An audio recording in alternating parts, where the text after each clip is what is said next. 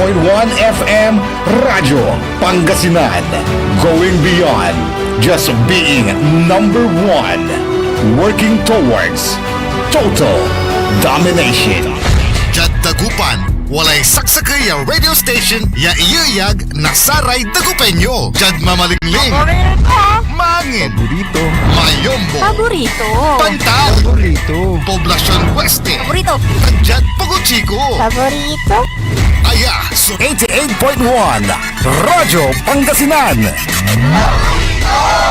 Popular sa balita, popular sa musika. Pangasinan Golfwaves Network Corporation. Sa Pangasinan, we are the number one pop music station. DWJE 88.1 FM Radyo Pangasinan. Paborito. Paboritong ang kabataan at matatanda. Paboritong pakinggan sa bus, tricycle, jeep at mga opisina. Paborito mo, paborito ko, paborito natin lahat. DWJE 88.1 FM Radyo Pangasinan. Number one pop music station. Paborito. Ang susunod na programa ay rated GP. GP? Ano yun? Garantisadong pampaborito! Ang inyong mapapakinggan ay isang bayad na programa. Anumang opinyon, balita o pahayag ay walang kinalaman ang himpilang ito. S.P.M. Saray Balitan Matuwa ed Radyo Pangasinan. Programan magipasabi na Saray Matuan nagagawa ed Balay, Probinsya, Bansa, Tanjat Intiron Mundo. S.B.M. Saray Balitan Matuwa ed Radyo Pangasinan. Kaulok, Kantabayo, say Lawas Karo, tangka paborito yo. Joseph Kanilang Bacanihes, PM. Saray Balitan Matuwa ed Radyo Pangasinan. Lunes hanggang Biyernes, alas 9 hanggang alas 10 na kabuwasan. SBM.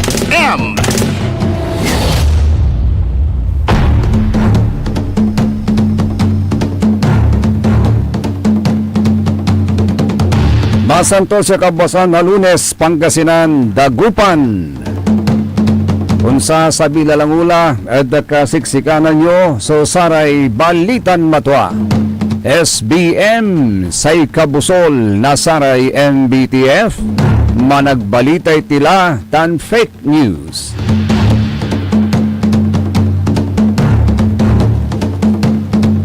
Nakaulop na nakanta ba yung lalamat? Sa ilawas yun kaaro sa kapaborito yo JCB Joseph Kanilang Bacani.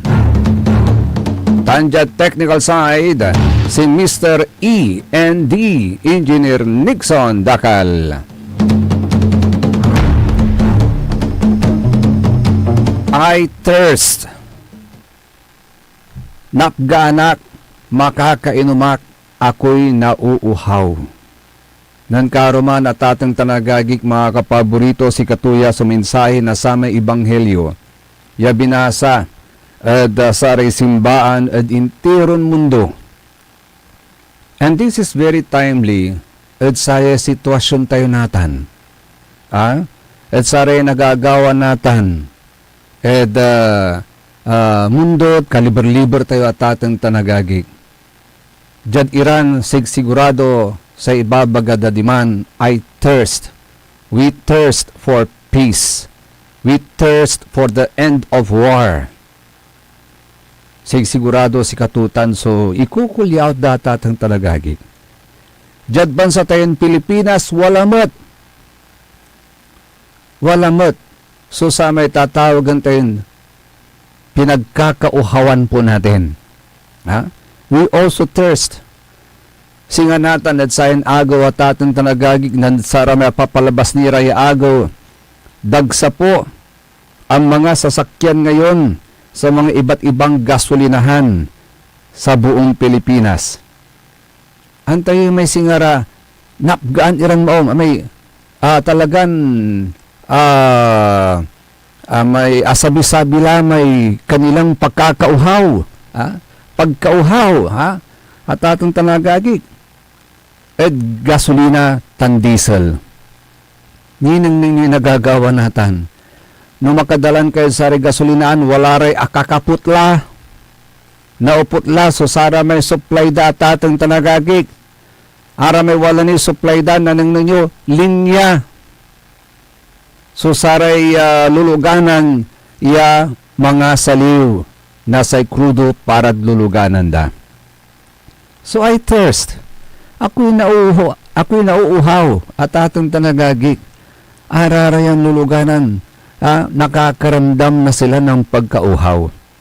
Sa ito patay natan, balot at atong tanagagik up to when? Anggad kapigan kasi. So, ibayag nasatay supply. Anggad kapigan so ibayag nasatay supply na krudo ed bansa tayon Pilipinas. Tani wala ray man puposti at this early at atong tanagagik wala ray man puposti out of stock. No imbagan tay out of stock at atong tanagagik ang gapulay supply da. Natan no ang gapulay supply pangaliwan tayo balot natan. Pangaliwan tayo natan, pangalaan tayo na supply.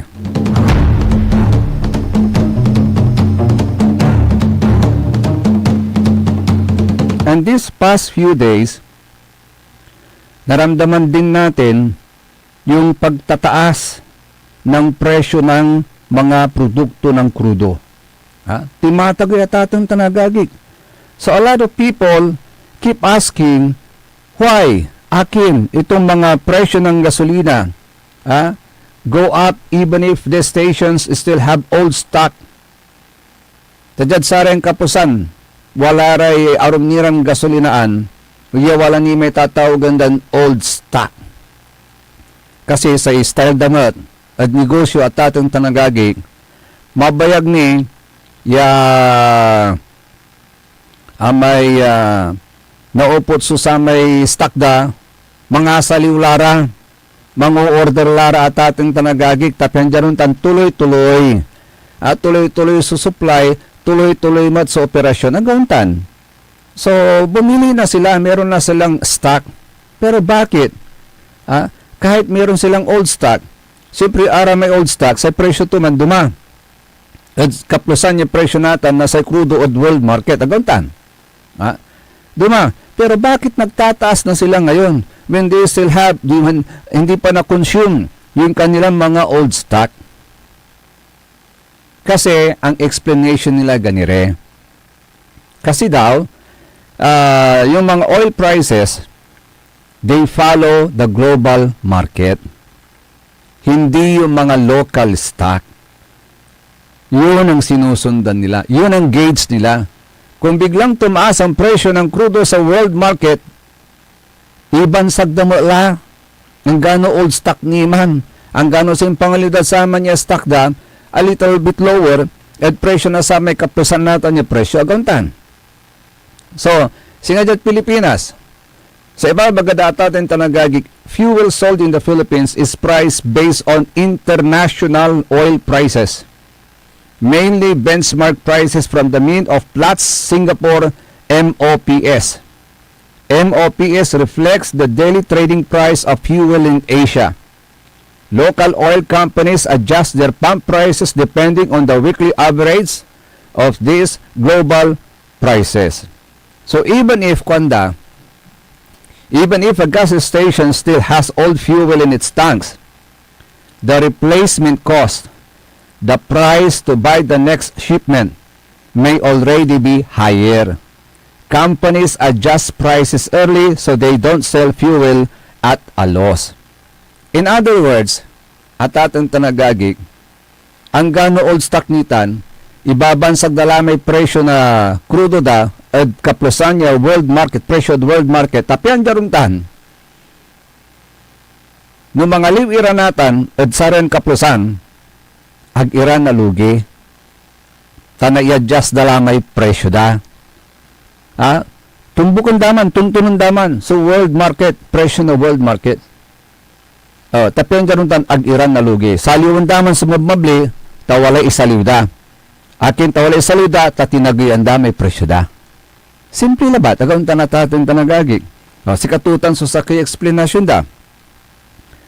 Diyan Pilipinas, sa kini kwanda, the Philippines has a deregulated oil industry.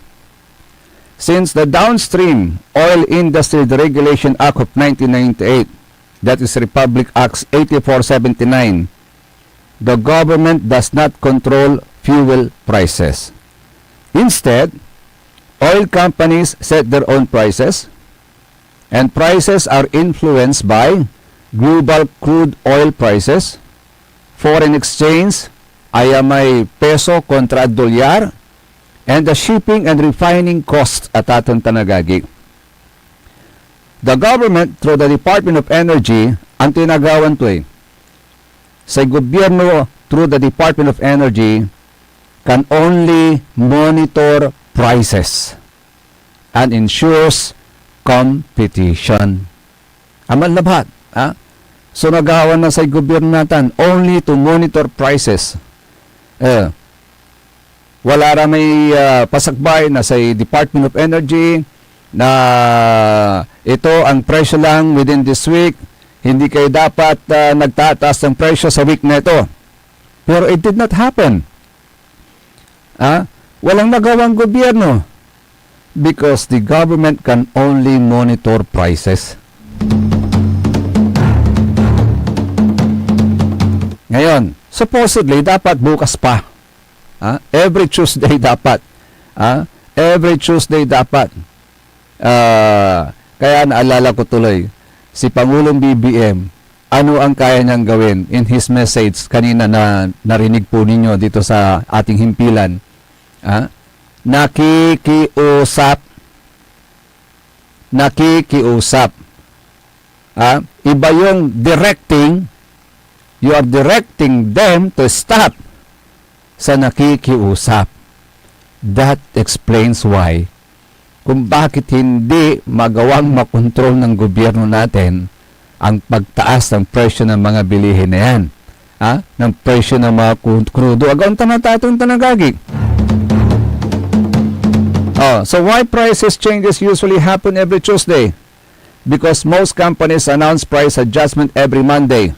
And the implementation date is the following day. Tuesday at atong tanagagi. And this weekly pattern exists because companies review last week's global price average and competitors match adjustments to stay competitive. Para maging competitive sila, nakikisabay din sila sa presyuhan sa world market. Gawin natin tanagagi. Like yung mga major players po natin ng oil dito sa ating bansa. Petron Corporation, my favorite. Kasi tignan nyo yung mga ibang gasolinahan dito sa ating lalawigan ng Pangasinan nagtaas na except for Petron. Pero nagtaas na rin po ang Petron sa totoo lang. Halos daily naramdaman natin yung pagtaas ng presyo ng crudo. Sa ibang gasoline stations umabot na sila sa 60 plus. 60 pesos above. Pero ang Petron hindi pa. Nasa mababa pa rin. Ang average nila hanggang 58. Pero tumaas na rin po. Noong isang araw, kung hindi ako nagkakamali, that was Saturday or Monday, 53. The following day, tumaas na rin. Hanggang umabot ng 54, hanggang ngayon 58. So nagtataas din ang Petron. Sumasabay din siya. Because they have to do that to stay competitive. Agawin natatang tanagagik. Pero they still have the lowest price. Kaya sabi ko, okay. Pero nagkakaubusan na rin yung Petron dyan sa Binmalay. Yung Bago Tulay. Anong bayan na barangay na ba yun? Bagpas ng Gayaman. Ay Gayaman pa rin yata yun. Gayaman pa rin. Dyan sa Gayaman. Yung bago akit ng tulay. Papuntang bayan ng Binmalay. nagsara na po. Bakit? Out of stock na po sila. Okay? Ano pa? Philippine Shell Petroleum. May mga nagsara na rin. Ang Chevron Philippines, which is formerly Caltex. Hindi ko alam kung meron dito sa atin. Chevron sa Pangasinan. So, these key players, major players, sinasabi natin, they usually move prices at the same time. Okay.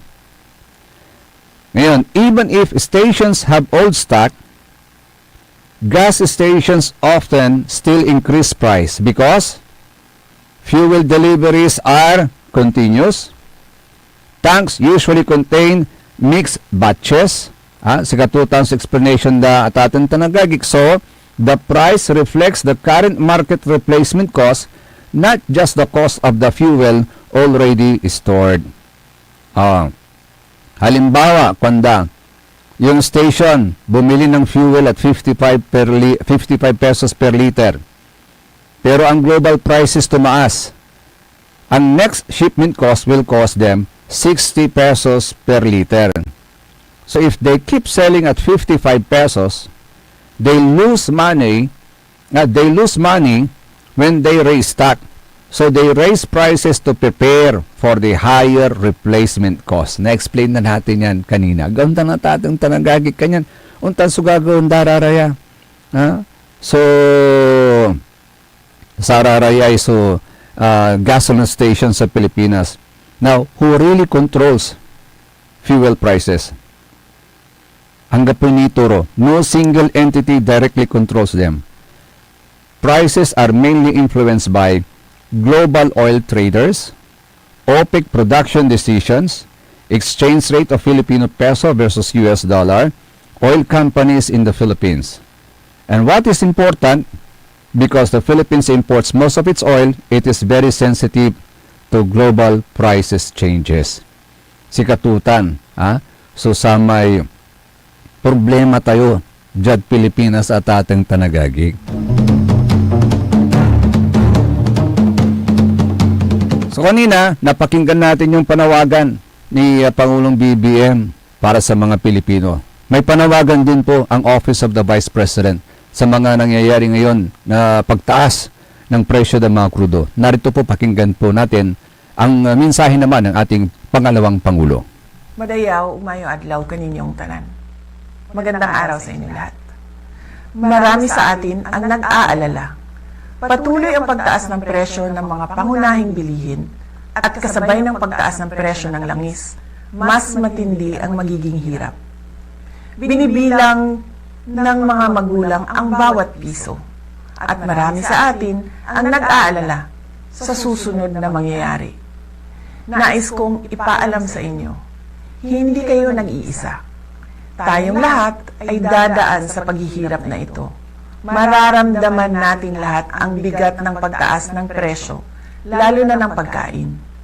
Ngunit meron pa tayong magagawa bilang mamamayan at isang komunidad. At lalong merong kailangan gawin ang pamahalaan. Para sa ating mga lokal na pamahalaan, marami sa mga non-essential na mga aktibidad na gumagamit ng langis ang pwedeng ipagbawal muna, tulad ng parada sa festival. Bumuo ng komite para bantayan ang presyo ng bigas, mantika, pamasahe at iba pang pangunahing bilihin na apektado ng langis at bigyan ng maagang abiso ang mga mamimili at negosyante sa pagtaas ng presyo. Magbahagi ng impormasyon sa pagbabago ng presyo at turuan ng pamilya ng praktikal na hakbang sa pagtitipid, tulad ng pagbawas ng paggamit ng sasakyan at kuryente. Palakasin ang suporta sa lokal na magsasaka at maliliit na supplier upang mabawasan umasa sa imported na produkto para makapagbigay ito ng buffer sa biglaang pagtaas ng presyo. Magpalabas ng mga orders sa pagtitipid sa LGU na susundin ng lahat ng opisina kasama na ng barangay. Bilang individual na mamamayan, ang mga sumusunod ay iilan lamang sa mga pwedeng gawin na makakatulong sa ating pamilya. Bigyang prioridad ang pangunahing bilihin at planuhin ang budget ng pamilya. bumili muna sa lokal na produkto upang palakasin ang lokal na ekonomiya at mabawasan ang epekto ng pagtaas ng langis. Bawasan ang hindi kailangang paggamit ng enerhiya tulad ng pag-carpooling, bisikleta, at pwedeng ayusin ang schedule ng lakad upang mabawasan ang madalas na pagbiyahe. Ngunit, ang responsibilidad na protektahan ang mga mamimili ay higit pa sa ating mga tao o komunidad. Sa mga ahensya ng gobyerno na may tungkulin dito, kumilos na kayo. Kailangan bantayan ang presyo ng langis at epekto nito sa pangunahing bilihin at transportasyon. Magbigay ng maagang babala at magbigay ng paliwanag para sa mga mamamayan. Ipatupad ang mahigpit na hakbang laban sa hoarding at labis na taas presyo. Gawing regular ang inspeksyon at isarado ang mga lalabag na negosyante. Magbigay ng pansamantalang subsidiyo o price caps sa produktong pagkain at isaalang-alang ang targeted cash transfers sa low-income na pamilya. Magbigay ng advisory sa fuel-efficient na distribution ng pagkain at insentibo sa pampublikong transportasyon. Makakahanap tayo ng paraan upang mapagaan ang ating pasanin sa pamamagitan ng pagtutulungan sa komunidad, pagtangkilik sa lokal na produkto, at pagiging maingat sa ating paggastos at paggamit ng enerhiya. Kasabay nito, asahan natin ang aksyon ng gobyerno na protektahan ang bawat pamilyang Pilipino at tiyakin ang patas at matatag na pamilihan. Malalagpasan natin ang pagsubok na ito tulad ng nalagpasan natin ang pandemya. Higit sa lahat, huwag tayo mag-isip na gumawa ng masama sa sarili man o sa ating kapwa-tao. Mamuhay tayo ng marangal at may dignidad kahit tayo ay dumadaan sa kahirapan. Syukran. Si Katutan Nagagig, so sa may panawagan naman ng ating pangalawang Pangulo, Vice President Sara Zimmerman Duterte. Ngayon kanina nabanggit po natin, bakit yung mga ibang major players, kasi nga sa Petron, Kuangkola, banggitin ko na, mababa pa rin yung kanilang presyo. Bakit mas mababa ang presyo ng malalaking gasoline stations kumpara sa mga maliliit o retail stations? Kasi yung isang retail stations natin dito sa lalawigan ng Pangasinan ay laki. 68, 67, 68. Ganun kalaki. Pero bakit sa Petron mababa pa rin? Ito raw ang dahilan. Direkta silang bumibili ng fuel or bulk buying ang tinatawag dyan. Ang mga malalaking kumpanya tulad ng malalaking oil companies ay direktang bumibili ng napakaraming fuel mula sa refinery o importer. Dahil bulk ang order, mas mura nila nakukuha ang presyo. Halimbawa, sa isang large company, bumili ng 1 milyong liters ng gasoline. Pero yung small station, ang kaya lang niyang bilhin 10,000 liters. So mas mababa ang cost per liter ng malaking kumpanya. Nakaka-discount sila kumbaga. Kaya pwede na lang ibenta sa maliit na presyo. Ayan. Pangalawa, pero mantakin niya, nagtataka rin ako kasi before na tumaas yung mga presyo ng krudo, mas mababa yung isa, yung retailer, kaysa doon sa pinagkukuhanan natin, yung favorite natin. Pero ngayon, mas mataas na sila.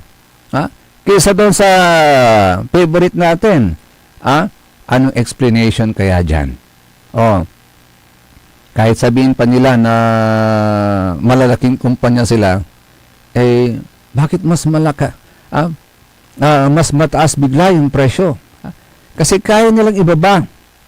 Yung isang retailer na sikat dito sa lalawigan ng Pangasinan, kaya nilang ibaba Lower pass doon sa presyo ng favorite natin. Pero ngayon, sila na yung pinakamataas. At yung favorite natin, hindi pa masyadong nagtataas. That is something we have to think. pag-aralan natin. Bakit kaya? Ano kayang dahilan?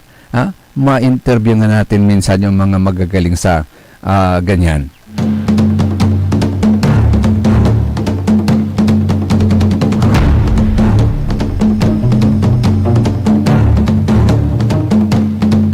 Kaya, sa kwandaman at ating tanagagig, nako, paghandaan po natin ito mga kapaborito. Kasi, alam natin, sa dinami-dami na po ng sasakyan ngayon na nasa daan, marami po talagang mag-aagawan sa krudo niyan. At sana, yung mabigyan din tayo ng tulong yung mga commuters, tulong ng mga LGUs. In what way? Sana maibsan naman yung traffic.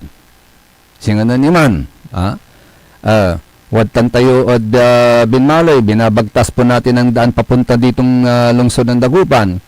At least dito sa lungsod ng Dagupan, kasi may mga traffic lights, controlled. Controlled yung flow ng traffic. So, it will not take you that much time to stay. Although wala ray pasan niya si mamamando traffic enforcers. At Jad Bali na Binmalay naman, at sipur lamuya talagang si Katulaya. So, problema tayo at atong tanagagik sa ating flow of traffic ditan. Nagkalalo ditag parte na manat. Manlapot tan at manat, palugsab. Ditan mo labat, sukulay heavy traffic. In some parts of Binmalay, siguro di man nansangaan, pero controlled pa rin. Diyan lang sa parte ng manat, nagkakaroon ng heavy flow of traffic. So, narinig na natin from our chief executive, local chief executive dyan sa bayan ng Binmalay, Mayor Merera, na nag-iisip na sila ng solusyon to ease the traffic. And if I remember it right, may nabanggit noon yung hepe ng pulis dyan na meron na raw silang solusyon to ease the traffic. Pero hinahanap natin yung solusyon na yon. Kaninang umaga, hinahanap natin yung solusyon sa traffic na yun na sinasabi ng ating kapulisan. Wala tayong makita. Hinihintay natin yung solusyon na sinasabi ng ating butihing mayor dyan sa Binmalay. Ano yung solusyon para mawala, maibsan yung traffic dyan sa parte ng Manat? Mula doon sa actually nagpaglagpas mo ng Biak pa yun Biak, tapos pagtawid mo ng maliit na tulay, that's already Manat.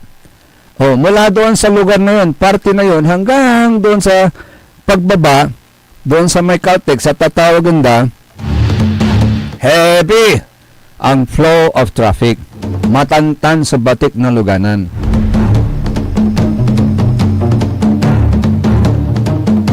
Siyempre napipildit ka at traffic, magkukonsumo ka matlamlamang na gasolina. Sa ikwandaman lang mas bali-balinin manandar sa luganan, at least minimal sa nakukonsumo niya gasolina, krudo. Ganun samay, watan ka kuno, apildit at traffic, mas maabak kuno. Patungkutan at saray ka para driver. Kaya traffic la, mong laba ta aramay modern nung luganan natin, wala may eco mode kwanto. Wala eco mode tungod. Is it good eco mode? Tapos nag-maabak na gasolina. Agontan. So sana matulungan din tayo ng mga LGU to find solutions to ease the flow of traffic nagkalalo ditan. Parte na may Manat, ditan at balin na Binmalay. Kasi maganda yung mga awards na re-receive ng ating local government unit, mga recognitions on good financial fiscal management. Maganda po yun, pero kailangan ma-feel natin kung gaano kaganda yung fiscal management ng ating LGU. At isa sa mga gusto nating maramdaman, yung solusyon sa flow of traffic dyan po sa bayan ng Binmalay. Alas 9:35, Magpapatuloy sa Saray Balitan Matwa, SBM, sa Ikabusol, na Saray MBTF, managbalitay tila, tan fake news. Kaya rin Saray pakabat ng paimano manlalapanid Saray manangantabay.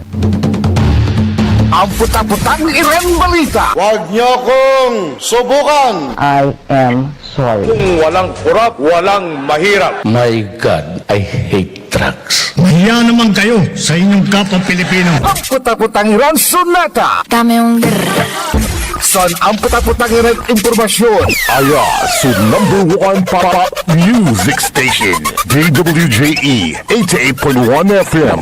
Radyo Pangasinan. paborito. Want to escape the hustle and bustle of city life?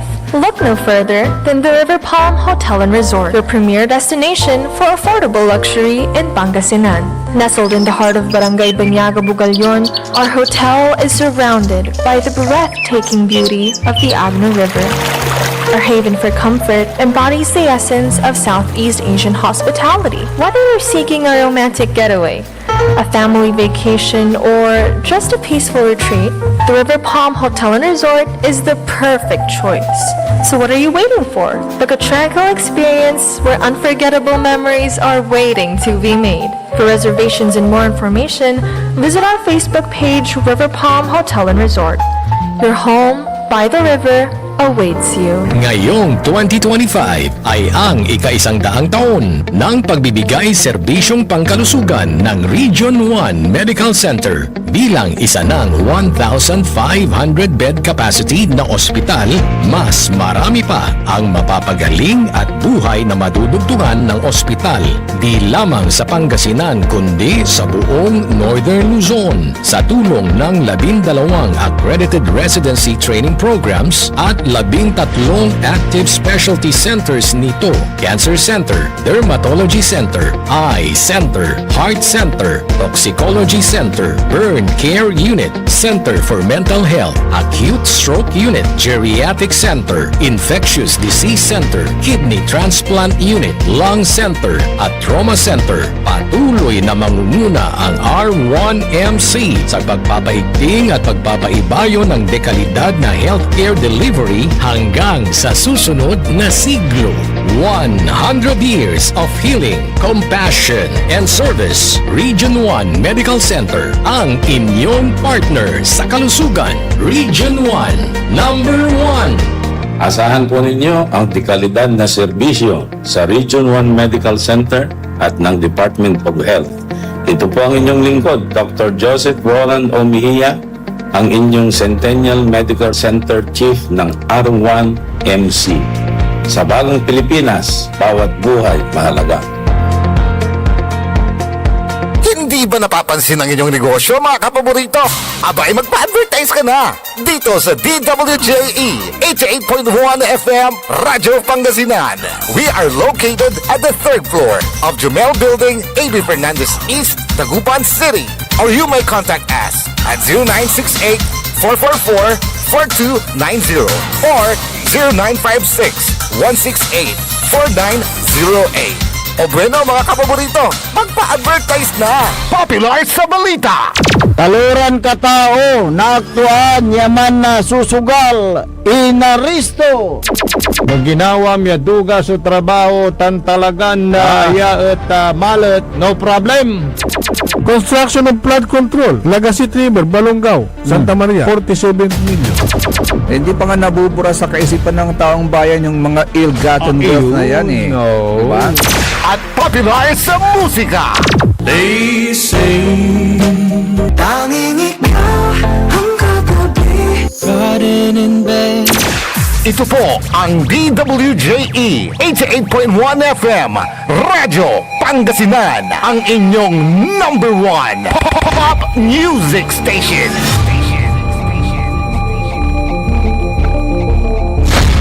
Dagupan, walay saksakay a radio station ya iyayag na Saray Dagupeño. Jad Herrero, Paborito. Lasip Chico, Paborito. Lasip Grande, Paborito. Ruboy, Paborito. Lukaw, Paborito. Jet Maluwad, Paborito. Aya, so 88.1 Radyo Pangasinan. Paborito ng kabataan at matatanda.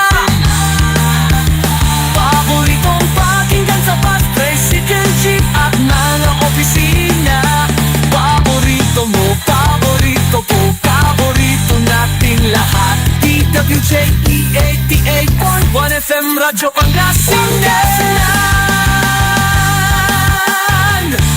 DWJE 88.1 FM Radyo Pangasinan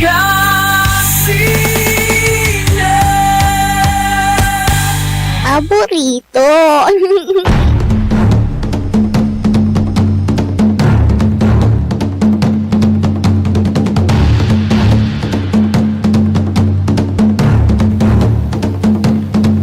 Tuloy-tuloy sa Saray Balitan Matwa, SBM, sa Kabusol na Saray MBTF, managbalite tilatan fake news.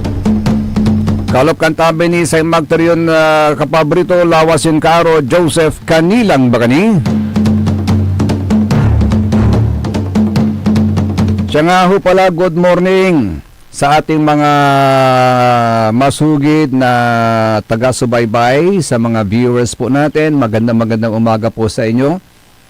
Siyempre, binabati natin si Sir Maxi Solis. Ayan. At siyempre sa mga kaibigan po natin dyan sa baba, sa may Tony's Lumber na pinangunahan ng kanilang tawag dyan, Muse.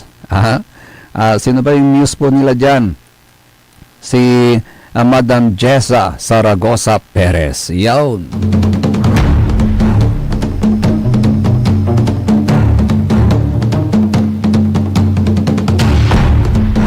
So I thirst. Ang putang lay panahon na tatong tanagagig.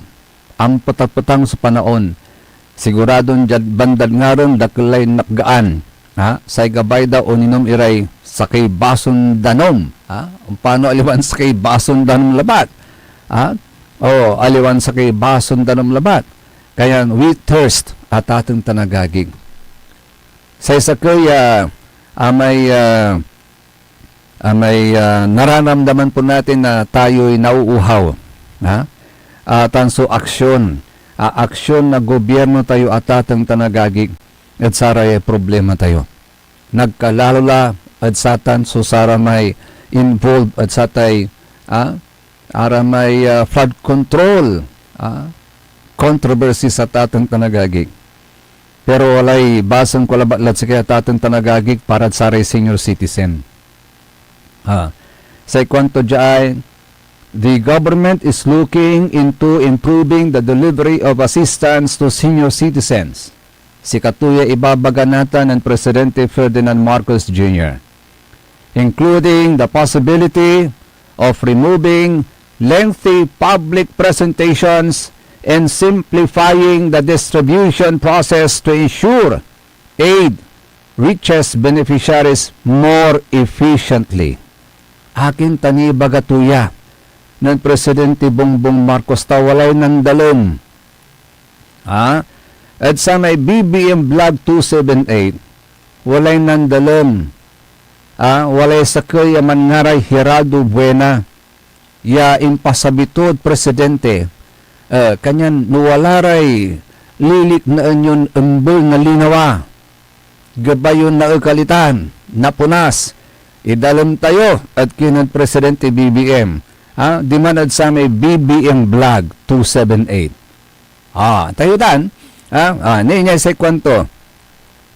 Sa kwanto ng Geraldo Buena, yung mga senior citizen natin, kapag binibigyan ng ayuda, bakit naman po kailangan pang magpunta sa court? Hindi sa korte. Legal courts, hindi. Diyatsaray diyatsaray basketball court, kanto. Diyatsaray gym. So gabay itong ibaga ng Mr. Geraldo Buena.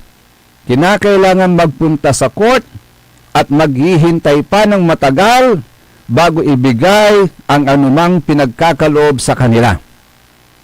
Madalas, kailangan pang antayin yung politiko na dumating dahil isa-isa pa silang magsasalita sa harap at paulit-ulit lang naman na pinapakilala ang kanilang mga sarili.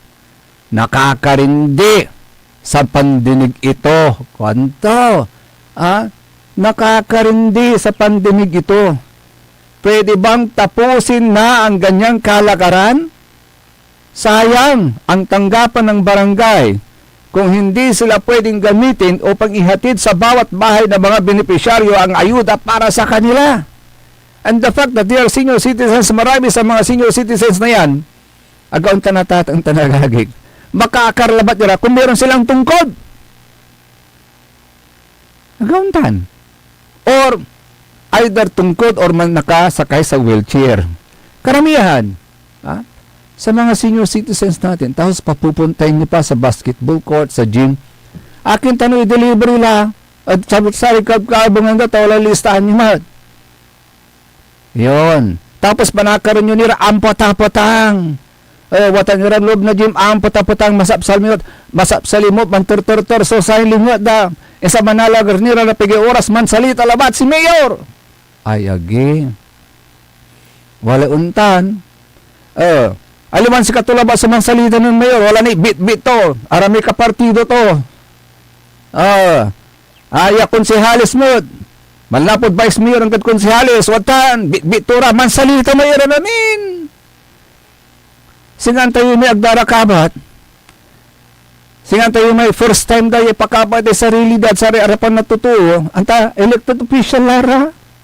Panaoy kampanya man sasalita rara, man di diskurso lara, hanggang natin man di diskurso nira. Agiraw sasawa. Antayin na inertan yung lugar.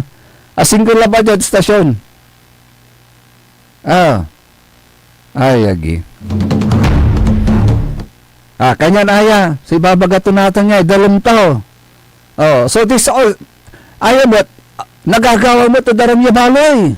Ibig sabihin, hindi lang sa kanila, hindi lang dito or saan man, sa lalawigan ng Pangasinan or even, sukaman iran, LGUs titan, as nationwide man nangyaya. Ay, problema. Nasanay kasi sila sa ganun, no? Anatan sa kwento, kwento ng presidente, in response, President Marcos emphasized that assistance funded by the national government should not be used for political activities or self-promotion by officials. Alam niyo po, kwento, basta't ito ay mga programa ng national government, ang mga speech at iba pang pang-epal bago ng distribution, hindi na pwede yan. Hindi pwedeng gamitin ang government services sa pamumulitika o pagpupromote ng sarili. Malilinutan na, yabalikas na sa presidente, nesay kwento, sa distribution naman, pinag-uusapan na po ang pag-digitize ng proseso. Baka pwedeng gawing GCash. Tama, GCash na lang. May ibang mga LGU na gaya ng Makati City na sinusubukan na ang ganitong sistema. Buti pa Makati City. Ang Makati City nga, may mga ka-sisterhood sila tumutulong pa sila. Pero yung iba dyan tinatanggihan. Mahiya naman kayo. Tinatanggihan nyo yung tulong ng Makati sa inyo, lalo na yung mga dinadaanan ng bagyo. Tutulong ang Makati, hindi tatanggihan nyo? You're so proud of yourself.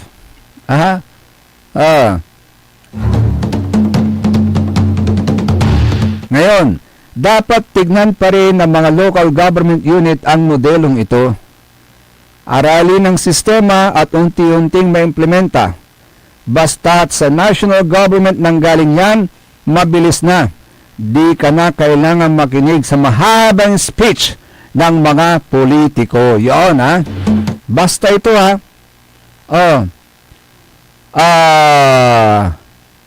sa ikwento ng presidente,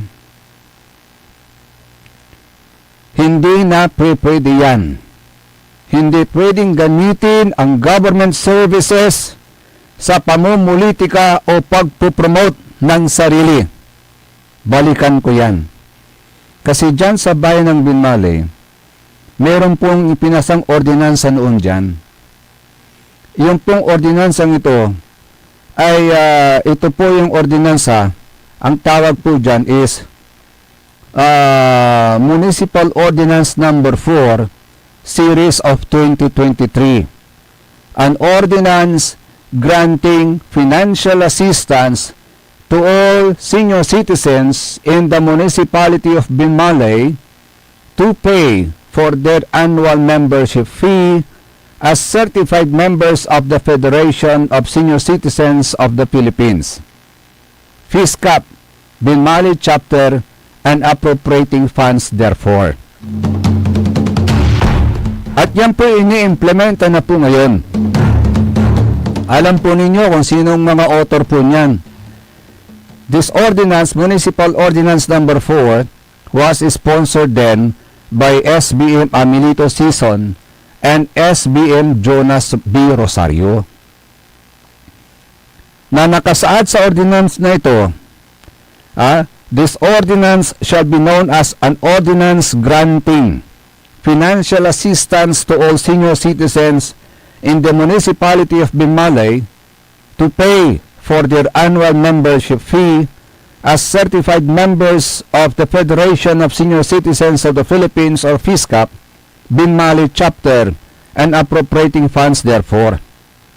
Now, doon sa Declaration of Policy, ang sinasabi po sa ordinansa, it is the policy of the municipal government of Binmalay, Pangasinan to provide full support to the improvement of the well-being of every senior citizens of Binmalay by consistently and conscientiously extending financial assistance such as the payment of their annual membership fee as certified members of the Federation of Senior Citizens of the Philippines, FISCAP, Binmalay, Pangasinan.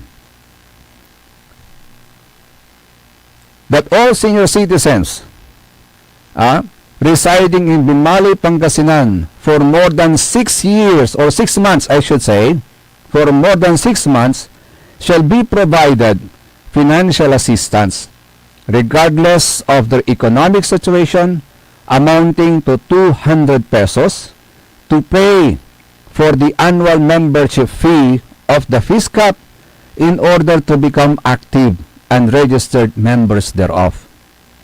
That every president of the FISCAP in every barangay shall submit a list of names of the senior citizen in his/her barangay every 6 months thereof to the office of the FISCAP Binmalay Chapter. That the municipal government of Binmalay shall provide in its supplemental budget the needed amount to fund the implementation of this ordinance, and shall every year thereafter increase and appropriate funds in its annual budget corresponding to the final list data of senior citizens given by the Office of the Senior Citizens Affairs, OSCA Binmalay Chapter. The said funding shall be appropriated from the General Fund under the Municipal Social Welfare and Development Office o MSWDO. That any provisions held to be declared unconstitutional or other provisions hereof which are not defected or affected thereby shall continue to be in full force and effect. That this ordinance shall take effect 10 days after it has been posted in 2 conspicuous places and publication in a newspaper of general circulation in the province of Pangasinan. Enacted June 22, 2023 of Binmalay, Pangasinan. Babasan ko natin dyan, no, wala may kondisyon dyan sa ordinansa, yan o dyan panubat na munisipyo, ya bayaran tan subsame membership fee da, ya 200 pesos, at mo binayaran ng munisipyo, at saragdalan kuntulen, saragdan pibabalian, so affairs na FISCAP. I'm looking into it kasi wala may ni balikas, wala arunal kun balikas.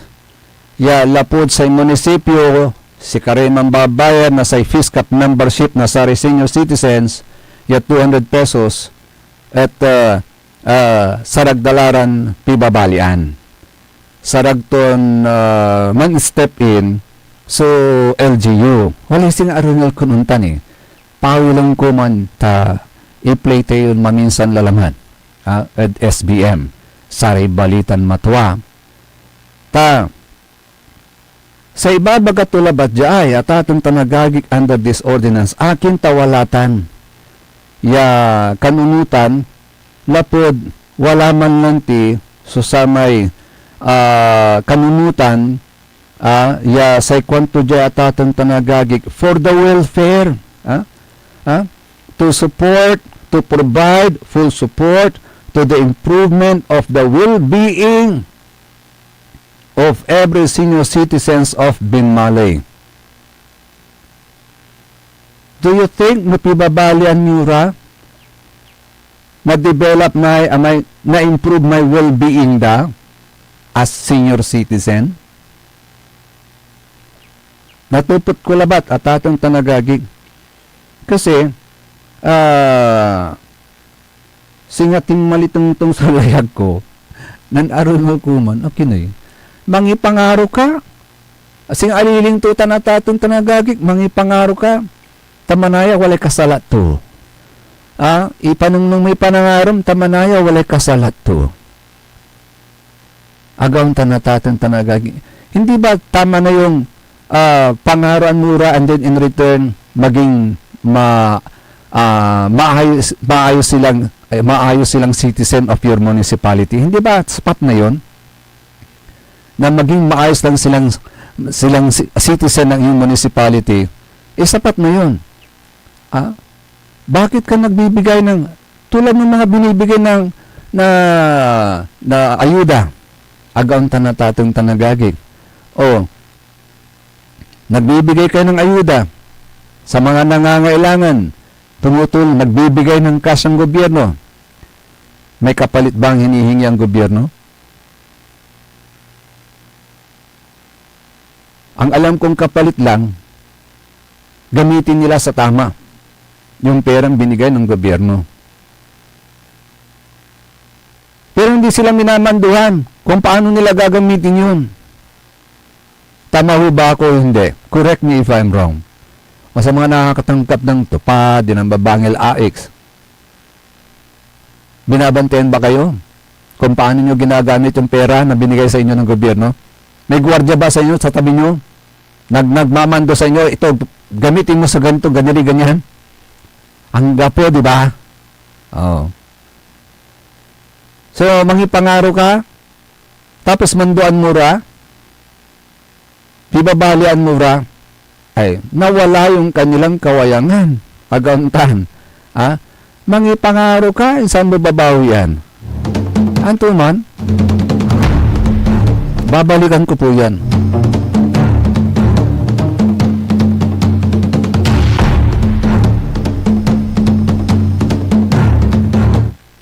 Sensya lang lamang ang ipangaro kayo. Okay la. Wag nyo nang, narinig ko kanina, wag na kayong mamulitika. Narinig ko kanina, may nagsabing, wag na kayong mamulitika. Hopefully. Hopefully.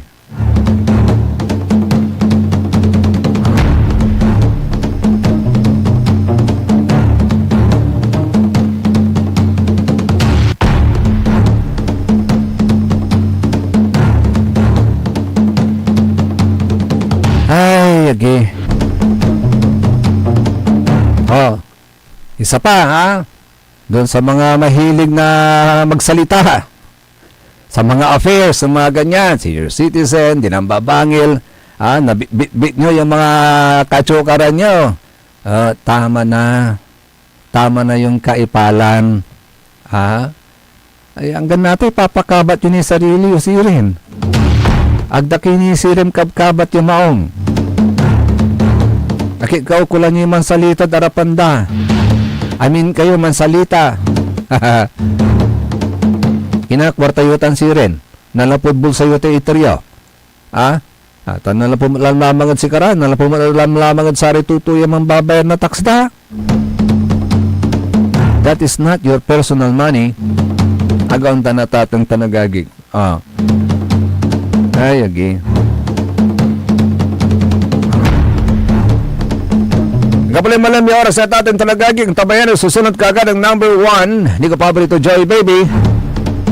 Sikaratan so Saray Balitan Matwa. SBM sa Kabusol na Saray MBTF managbalitay tilatan fake news. Akalo pakantabay lang mula sa lawasyon na kaaro, lawasyon kapaborito Joseph Kanilang Bakani, JCB. Untan matag technical side, kaiba tayo si Mr. E&D, Engineer Nixon Dakal. Siya po bukas, mga kapaborito, dito lamang sa number 1 Pop Music Station ng lalawigan ng Pangasinan. Ang DWJ 88.1 FM, Radio Pangasinan, paborito! Ang inyong napakinggan ay isang bayad na programa. Anumang opinyon, balita o pahayag ay walang kinalaman ang himpilang ito. SPM Saray Balitan Matwa ed Radyo Pangasinan. Programan magipasabi na Saray Matuan nagagawa ed balay, probinsya, bansa, tandyan intiron mundo. SPM Saray Balitan Matwa ed Radyo Pangasinan. Kaulok, Kantabayo, sa Lawas Karo, tang kapaborito yo. Joseph Kanilang Bakanihes, PM. Saray Balitan Matwa ed Radyo Pangasinan. Lunes hanggang Biyernes, alas 9 hanggang alas 10 na kabuwasan. SPM. Tired of the stress and noise of the city? And looking for the perfect getaway? Good thing there's JMax Resort Hotel. Cozy rooms, a refreshing pool, and a peaceful escape for the whole family. Whether you are on a trip, a